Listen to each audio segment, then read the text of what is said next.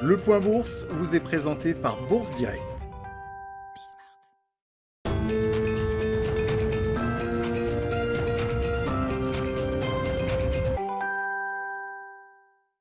Bonjour à tous, la Bourse de Paris est dans le vert ce matin. Après avoir digéré l'arrêt du plan de relance aux États-Unis hier, le marché parisien reprend des couleurs en se concentrant sur les nouvelles positives du jour.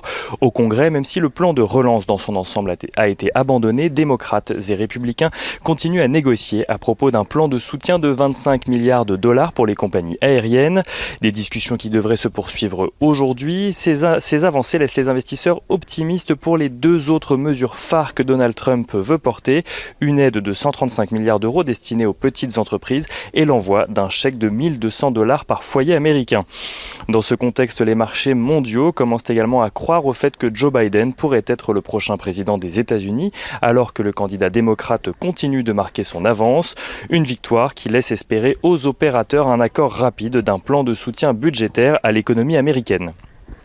Sur le front sanitaire, le laboratoire Eli Lilly a annoncé hier qu'il avait déposé une demande d'autorisation en urgence pour un traitement aux anticorps de synthèse contre la Covid-19.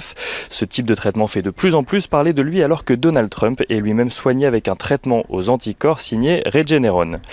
Côté valeur, ArcelorMittal fait face à une grève illimitée sur ses sites français. Les salariés demandent à être mieux récompensés de leurs efforts durant la crise sanitaire. Givaudan, le fabricant de parfums suisse, annonce des ventes en hausse de 3,1% au troisième trimestre, preuve d'une résistance aux effets de la crise sanitaire. Et AstraZeneca s'attend de son côté à obtenir un retour sur investissement de son vaccin contre la Covid-19 dès juillet prochain.